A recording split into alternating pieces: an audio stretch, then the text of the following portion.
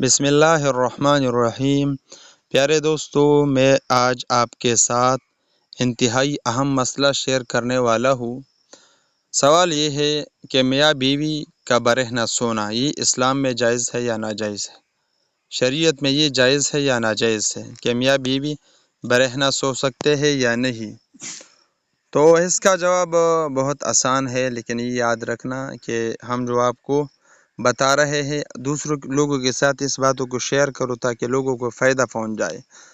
مسئلہ کا صورت یہ ہے کہ میاں بیوی کا جماع سے پہلے برہنہ ہو کر بوسہ کنار ہونا اور جماع کرنا اور جماع کے بعد برہنہ ہو کر سونا جائز ہے، لیکن ادب کے خلاف ہے۔ یہ بات ادب کے خلاف ہے۔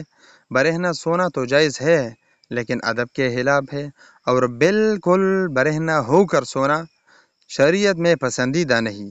اس لیے بیوی کے ساتھ جماع کرنے کے بعد بقدر ضرورت لباس اوڑھ کر سونا چاہیے، مطلب اتنا لباس ہو کہ آپ کا شرمگاہ وغیرہ وہ ڈھانپ جائے۔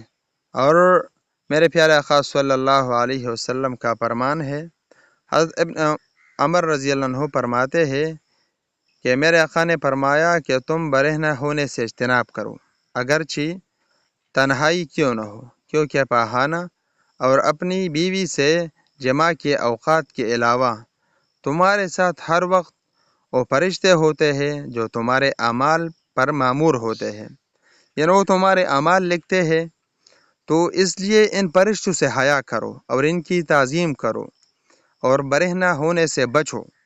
حضور نے اس سے منع فرمایا، اس سے اجتناب کیا ہے۔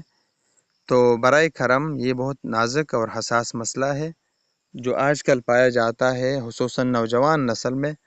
تو ان باتوں پر عمل کرو، آپ کے بچے باحیا ہوں گے، آپ کے بیٹے انشاءاللہ آپ کی بیٹی باحیا ہوں گی، اور پھر وہ آپ کے لیے رحمت ہوں گی نہ کہ زحمت۔ تو اس قسم کے مسائل کے لیے ہماری چینل کو ضرور سبسکرائب کرنا۔